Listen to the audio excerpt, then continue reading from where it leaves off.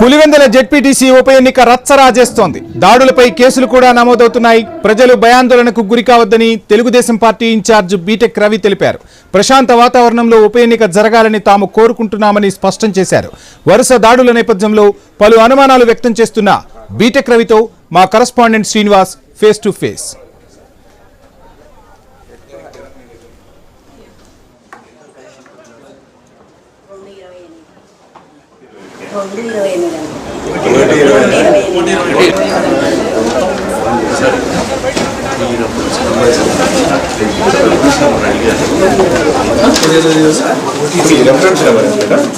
పులివెందుల ఉప ఎన్నికలు కూడా కాకరెప్పుతున్నాయి. ఏదైతే సాధారణంగా ఎమ్మెల్యే ఎంపీ ఎన్నికలు తలపించే విధంగా కూడా ప్రస్తుతం పులివెందుల్లో కూడా బైపోల్ కూడా కాకబెడుస్తున్నాయి. మొన్నటిదాకా రెండు ప్రధాన పార్టీల నేతల మధ్య కూడా సవాలు ప్రతి సవాళ్లకు పిలుపునిస్తే ప్రస్తుతం అంతకు మించి భిన్నంగా కూడా ప్రస్తుతం బై ఎలక్షన్లు కూడా ఏ విధంగా ఉండబోతున్నాయని కూడా ఆసక్తి రేపుతున్నాయి. పులివెందుల సాక్షిగా కూడా స్టేట్ లెవెల్లో కూడా పలు రాజకీయ పార్టీలు సైతం కూడా ఆసక్తి కనబరుస్తున్నాయి. ప్రస్తుతం పులివెందుల ఉప ఎన్నికలు ఎటువంటి యూటర్న్ తీసుకుంటున్నాయి. మొన్న గతంలో ఏకగ్రీవమైన స్థానం ప్రస్తుతం ఎందుకు టఫ్ ఫైట్ కు ప్రధాన పార్టీలు ఎందుకు బలబలాలు నిరూపించుకోవాల్సి వస్తుందో ప్రస్తుతం మనతో పాటు పులివెందుల టీడీపీ ఇన్ఛార్జ్ బీటెక్ రవి ఉన్నారు. ఆయన అడిగి మరిన్ని వివరాలు అడిగి తెలుసుకున్న ప్రయత్నం చేద్దాం. మీరు చెప్పండి, మొన్నదాకా ఏకగ్రీవం, ప్రస్తుతం కూటమి ప్రభుత్వంలో డి అంటే డి అంటున్నారు. ఈ ప్రస్తుతం బరిలో ఏకంగా 11 మంది అభ్యర్థులు ఉన్నారు. మొన్నటిదాకా అభ్యర్థులు లేరు, తర్వాత స్వతంత్ర అసలు ఏంటన్నా గతానికి భిన్నంగా ప్రస్తుతం కూటమి ప్రభుత్వం జరుగుతుంది. దాడులు ప్రతి దాడులు కూడా జరుగుతున్నాయి, రక్తం ఏరులై పారుతుంది. దీన్ని ఏంది బయట ప్రపంచానికి ఏం చెప్పదలుచుకున్నారు? ఇప్పుడు ఒకటి స్పష్టం చేయదలుచుకున్నా, అంతకుముందు అంతా ఏకగ్రీవమైంది. ఇప్పుడు 11 మంది నామినేషన్ చేశారంటే అది కూటమి ప్రభుత్వం ఈ ఎన్నిక ప్రజాస్వామ్యబద్ధంగా జరుగుతుందనే దానికి ఒక నిదర్శనం ఇది. ఇంకా అది అప్పుడు లేదు, ఇప్పుడు పోటీ అంటే ఇప్పుడు ఇక్కడంతా కూడా ఒక మార్పును కోరుకుంటా ఉన్నారు. ఇక్కడంతా కూడా అరటి రైతులు ఉన్నారు. అరటి పంటకు మంచి గిట్టుబాటు ధర కూటమి ప్రభుత్వం వచ్చినాక వచ్చింది. ఇక్కడ ప్రధానమైనటువంటిది ఒక చెరువు ఉంది, ఎర్రబల్లె చెరువు అని. అది కన సఫిషియెంట్గా నిండితే ఈ ప్రాంత ప్రజలంతా బాగా సస్యశ్యామలం సుభిక్షంగా ఉంటారు. ఆ పని కూడా జగన్మోహన్ రెడ్డి చేయలేని పని కూడా ఆ పని కూడా మేము చేయడం జరిగింది. ఇవన్నీ తల్లికి వందనం కావచ్చు, ఇదంతా మేము సిస్టమేటిక్గా పోతున్నాం. ఇంకా నువ్వు చెప్పినట్లు రక్తము గీరు అదంతా ఏం సంబంధం లేదు. పులివెందుల ప్రజలను ఎవరైతే ఓటర్స్గా ఉన్నారో వాళ్ళను ఎలాంటి డిస్టర్బ్ ఎవరు చేయడంలే. ఈ బయట నుంచి వచ్చిన వ్యక్తులు, నిన్న జరిగింది వేల్పుల రాము, అతను వేముల మండలం, అంతకుముందు సైదాపురం చంటి, అతను తొండూరు మండలం, అతను కూడా నామినేషన్ వేసినాడు ఇండిపెండెంట్గా వేసిన వ్యక్తి వైఎస్ఆర్సీపీ వ్యక్తి ఎలా అవుతాడో టెక్నికల్గా మీరే చెప్పాలి. కాబట్టి ఈ బయట నుంచి వచ్చే వ్యక్తులు జగన్మోహన్ రెడ్డి దగ్గర, అవినాష్ రెడ్డి దగ్గర మాదేందో చూపించాలా, మా ప్రాపకం చూపించుకోవాలని ఒక ఉద్దేశంతో చేసిన దానిలోకి ఇదంతా జరిగింది.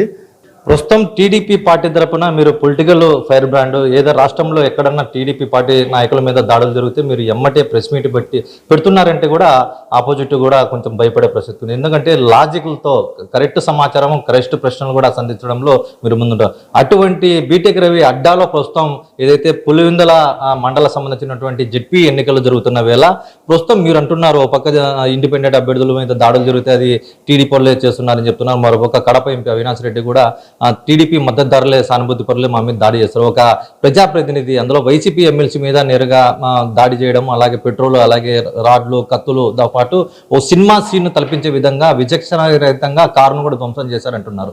దానికి మీ సమాధానం ఏంటంటే? అసలు ఫస్ట్ పాయింట్ ఏంటంటే, ఇక్కడ సజావుగా ప్రచారం జరగాలంటే ఇక్కడ పోలీసులు అందరం కూర్చొని ఒక పద్ధతి పాటిస్తాను. ఇదో ఈరోజు మీరు ఈ పంచాయతీకి వెళ్ళండి, ఇదో ఈరోజు మీరు ఇంకో పంచాయతీకి, అది ఆనవాయితీగా, అది రూల్ ఏం కాదు కానీ ఒక అండర్స్టాండింగ్లో పోతాను నేను. నిన్న గొడవ జరిగిన రోజు వైఎస్ఆర్సీపీకి కనంపల్లి, మోట్నూతలపల్లి అని అక్కడ అవినాష్ రెడ్డి ప్రచారం చేస్తూ ఉన్నాడు. నల్లగొండవరపల్లి అనేది టీడీపీ వాళ్ళకు మీరు ఈరోజు అక్కడ ప్రచారం చేసుకోండి అని ఇచ్చారు.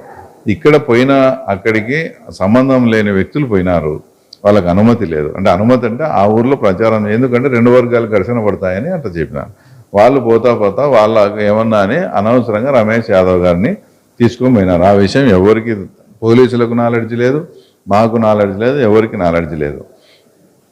ఇదంతా నేను ఎందుకు చెప్తున్నానంటే, ఒక రమేష్ యాదవ్ గారు ఒక ఎమ్మెల్సీ అని, ఆయన ఒక బీసీ అని దాన్ని చూపించి స్టేట్ వైడ్ అంతా ఏదో ఇక్కడంతా పెద్ద దౌర్జన్యం జరుగుతుందని చూపించేదానికి బాగా వాడుకున్నారు. అక్కడ గొడవ జరిగిన మాట వాస్తవం, పరస్పర దాడులు జరిగినాయి, మా వాళ్ళకు దెబ్బలు జరిగినాయి, వాళ్ళకు దెబ్బలు జరిగినాయి. కానీ రమేష్ యాదవ్ గారిని గుర్తించి ఆయన బయట ఊరు నుంచి వచ్చినాడని ఆయన్ను ఎవరు ఏమీ అనలేరు. ఆయనకు నిజంగా దెబ్బలు తగిలింటే గవర్నమెంట్ హాస్పిటల్కి పోవాలా. గవర్నమెంట్ హాస్పిటల్కి పోకుండా ప్రైవేట్ హాస్పిటల్కి తీసుకుపోయి ఆయన్ను చొక్కా ఇప్పి కట్టుకట్టేది, మళ్ళీ ఎంఆర్ఐ స్కానింగ్ అనేది, ఆయన నడవగలిగినా కూడా వీల్ చైర్లో పెట్టుకొని పోయేది.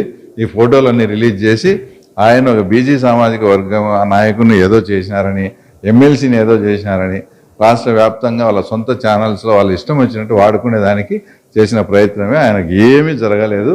ఆయన గౌరవంగా చెప్పి ఆడికి పంపించిన మాట అయితే వాస్తవం. కానీ దాని వీళ్ళు ఇప్పుడు మెయిన్ స్ట్రైట్ ఒకటే క్వశ్చన్, నీకు దెబ్బ తగిలితే గవర్నమెంట్ హాస్పిటల్కి పోవాలా, లేదా ప్రాణాపాయ స్థితిలో ఉంటే ఏదైనా ప్రైవేట్ హాస్పిటల్కి ముందు పోయి మళ్ళీ గవర్నమెంట్.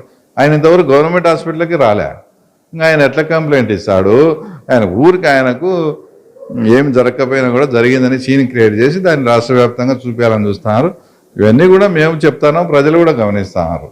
ప్రస్తుతం ఏదైతే టీడీపీ నియోజకవర్గ ఇన్ఛార్జ్ బీటెక్ రవి కూడా చాలా ప్రశాంతంగా ఉండండి అని భరోసా కల్పిస్తున్నారు. ప్రశాంతమైన వాతావరణంలోనే పులివెందుల జెడ్పీటీసీ ఎన్నికలు కూడా జరుగుతున్నాయి. అందుకు పోలీసులు కూడా పెద్ద ఎత్తున శాంతియుతంగా కూడా జరిపేందుకు కూడా ప్రణాళిక రచిస్తున్నారు. ప్రస్తుతం ఎటువంటి భయభ్రాంతులు గురవద్దని చెప్పి ప్రస్తుతం పులివెందుల టీడీపీ ఇన్ఛార్జ్ బీటెక్ రవి చెప్తున్నారు. ఇది ఇక్కడ ఉన్నటువంటి తాజా పరిస్థితి. Vote studio.